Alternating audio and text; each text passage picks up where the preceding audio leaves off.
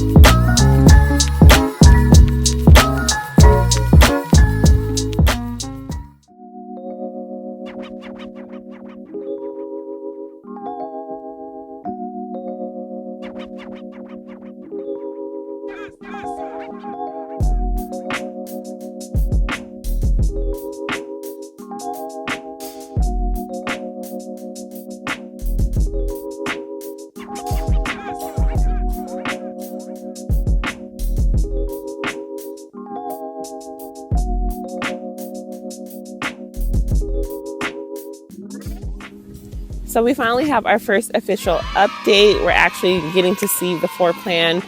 Again, it's a brand new floor plan, so no one's built it before. We are going to be the first ones to build the Ivy floor plan. We are building here in Twin Lakes in Houston, Georgia.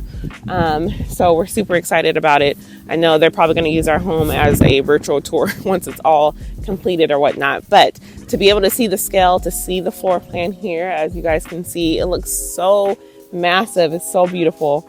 I can't wait to be in this home. I'm super excited about it. I told Matt, I said, now that we can see actually a frame and how it's supposed to look, I'm ready for all things shopping. I'm ready for all the things to make it look beautiful and its best. So I'm excited about it. Looking at the floor plan, like I said, it's an entirely new concept for Fischer. So for this particular one, it is another primary suite on the main level.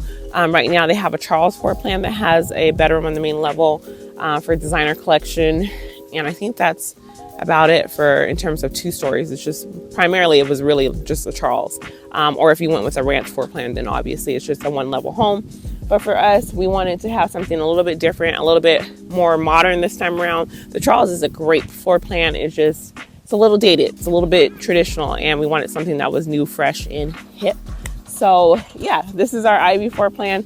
I walked the floor plan, and just being in it, it's so massive. I think just seeing the forms here, it doesn't do it justice, but of course with forms, and once they go ahead and put the walls in and stuff, you'll actually be able to see, how large the home is and how it fits the lot. One thing that I was saying in last week's vlog is in terms of how deep our home is. This particular house is 69 feet deep. A Blair, which is a bigger floor plan, is only 50 feet deep. So it just gives you a comparison because I compare the Blair because they normally build the Blair as the model home or the Avery. The Avery is 47 feet deep. So just to show you guys comparison of how big the home is on our particular lot. So I love it. Like I said, it's just hard to envision it with just the framing, but looks like next week they're going to be putting in concrete. We do have Thanksgiving holiday, so that is going to delay us a little bit because people need to spend time with their family. But I think next week we should go with, it should be framing for the footings, and then the walls for the basement should be up too. So I think that'll be the update for next week, but I love it. I do. Also with the marsh, it looks like we got some more water behind us. So that's always a plus. I don't mind having a makeshift lake lot. But I love it. It looks so good. So in last week's vlog, I was trying to explain how the back of our home stops in comparison to our neighbors. So again, here's the back of my home. This particular area would be a guest bedroom that we did in the basement. Again, we are building a finished basement. So we have a guest bedroom, a full bathroom. We did rough-in for a refrigerator and bar area.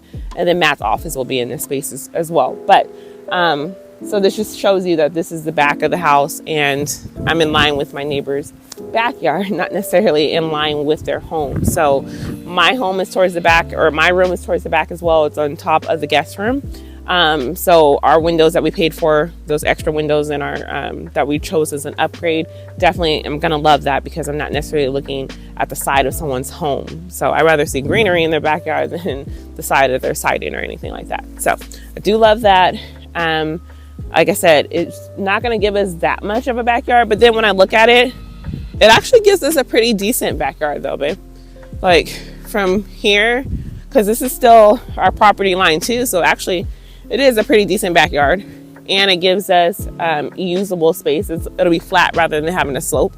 Our last house still had 75 feet of our property line. We didn't choose to fence in all 75 feet because there was a slope, but this one allows us to be able to utilize that. I love gardening and stuff, so I plan on having lots of beautiful white hydrangeas lining the back of my home. One thing in this particular house that we decided to opt with or do is to add as many windows as the builder allowed us to add in terms of upgrades. So we have 30 windows in total in this house, which is insane. Compared to our last home, I think it only had like 15 windows. So definitely doubling that. Lots of natural light. We did go ahead and elect to have white paint in the house as well. Again, this time around, it's called Delicate White. They no longer partner with Sherwin-Williams, so it's with PPG. So it's Delicate White is the color, which is very comparable to the extra white that was in my last home. I just prefer that, to have the house be nice, light, and bright, and then I can add a color however I choose in whatever areas that I want to. So just showing you guys exactly like kind of the schematic of the basement area and how we're going to utilize it. So this area here is going to be underneath our covered deck. This time around, our home came with an included covered deck. It's a 12 by 12 deck, but we decided to go ahead and extend the concrete underneath the deck to 12 by 16. And we also have a rough-in for a gas line that will be down here as well for Matt's Traeger and other things that we decided to add. Over here again is the guest room. Underneath the guest room, or above the guest room, is our owner suite. So we'll have that. Again, this particular area is as large as our guest room is. We extended the primary room, so it made the guest room even larger than what it was ideally supposed to be. So that's a bonus for our guests. They get an extra large room. This area over here on this side is Matt's office space here. So again, keeping with, you see one frame, that's the exterior frame, and then you see the interior frame. It's going to be larger than this. So gear the home in terms of the exterior frame, not the interior one. Because when you look at the interior, it looks like that space is really, really small, but it's not going to be. So this area here is going to be utilized for Matt's office space. He'll be surrounded with windows all here so he can see out into the marsh area and backyard. And then this area here going into this the deck area that's unfinished, underneath the deck area, we'll have a slider. So he'll be, like I said, enclosed in windows.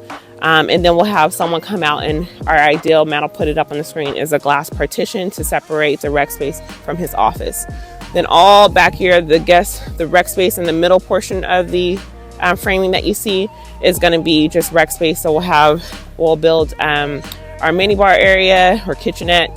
We'll have a TV on the back wall, and then seating, things like that. And also, like I said, there's going to be a finished bathroom down here too.